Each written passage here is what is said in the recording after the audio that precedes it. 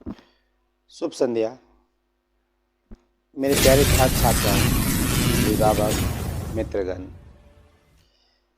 बड़ी खुशी के साथ कहना पड़ रहा है, जो मेरे बच्चे हैं, जो मेरे परीक्षार्थी हैं, आगामी मैट्रिक परीक्षा में वो शामिल होंगे, उन लोगों का बिहार विद्यालय परीक्षा समिति के द्वारा प्रवेश पत्र डाउनलोड का आदेश प्राप्त हो चुका है। कुछ त्रुटियां इसमें आ रही है, जिससे कि विभाग के द्वारा सुधार किया जा रहा है। जैसे किसी बच्चे का फ़ोटो नहीं आना, किसी का सिग्नेचर नहीं आना, एवं प्रकार की त्रुटियां आ रही है, जिस कारण से कई लोग एडमिट कार्ड को डाउनलोड नहीं कर पा रहे हैं। कुछ अगर कर रहे हैं तो वो थोड़ा अधूरा ही हो रहा है। हम लोगों का प्रयास भी जारी है ताकि अधिक से अधिक मैं बच्चों का मदद कर सकूं।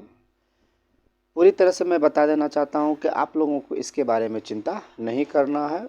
विभाग भी तत्पर है, हम लोग भी प्रयासरत हैं। अब हम आगे की ओर बढ़ते हैं। परीक्षा नियंत्रक माध्यमिक शिक्षा बिहार विद्यालय परीक्षा समिति पटना के विज्ञप्ति संख्या 18/2024 के आलोक में आप लोगों का प्रवेश पत्र डाउनलोड का आदेश प्राप्त हो गया है।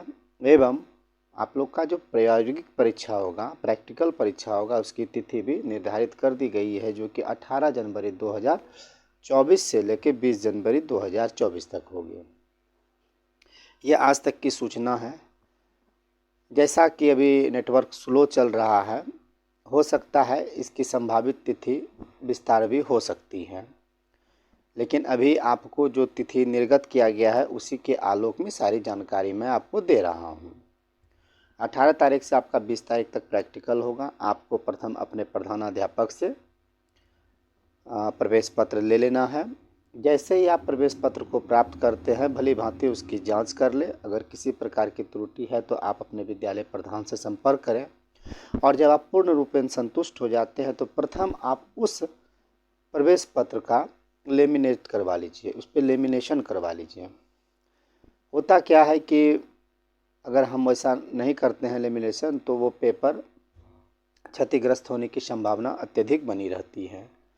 यह बार बार आप लोगों को प्राप्त नहीं होगा, इसलिए जैसे ही प्रवेश पत्र आपको प्राप्त हो आप उसका लेमिनेशन करवा लीजिए। अब रहा बात कि आप प्रवेश पत्र प्राप्त किए हैं और उसमें किसी प्रकार की त्रुटि हो गई है, तो आप इसके लिए पैनिक नहीं होंगे। हर चीज़ का रास्ता है। बहुत सारे ऐसे बच्चे होंगे जिनका कि प्रवेश पत्र पर दूसरे बच्चों का फ़ोटो आ गया है। हो सकता है, संभावना तो कुछ भी हो सकती है।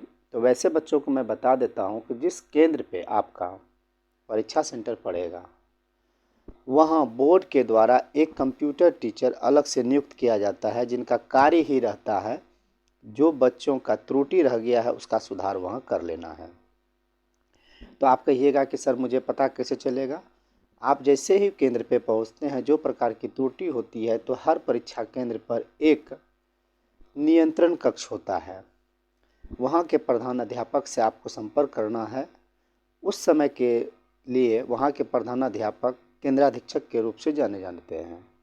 आप उनसे संपर्क करेंगे कि हमारा अमुक अमुक समस्या है, जिस प्रकार की भी समस्या हो, घबराने की कोई आवश्यकता नहीं है। आप वहाँ के केंद्राधीक्षक से संपर्क करें और केंद्राधीक्षक जो है आपको भरपूर सहयोग करेगी।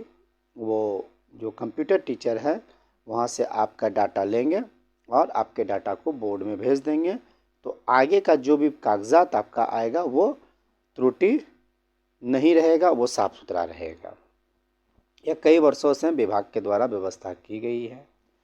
साथ ही मैं बता देना चाहता हूँ, वैसे परीक्षार्थी जिन्होंने कि सेंटर परीक्षा नहीं दिया, उनका प्रवेश पत्र विभाग के द्वारा नहीं निर्गत किया गया है।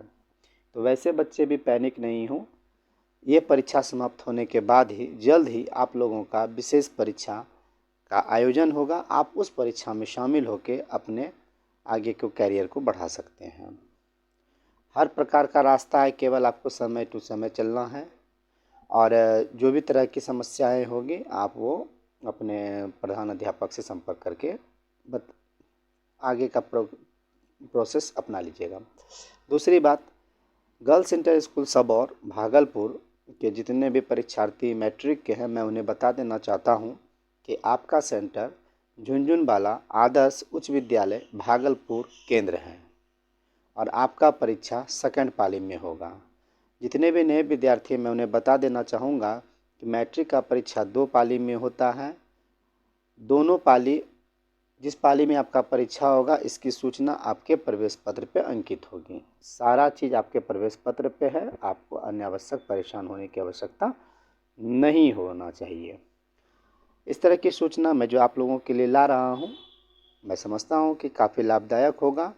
केवल आप मेरे संपर्क में बने रहें, मेरे पास जो भी सूचना आएगी मैं निरंतर आपको देता रहूँगा। आज तक की सूचना इतना ही है, फिर मैं नई सूचना के साथ आपके पास आता हूँ। इसके लिए तब तक के लिए मैं आप लोगों से आज्ञा चाहता हूँ। नमस्कार।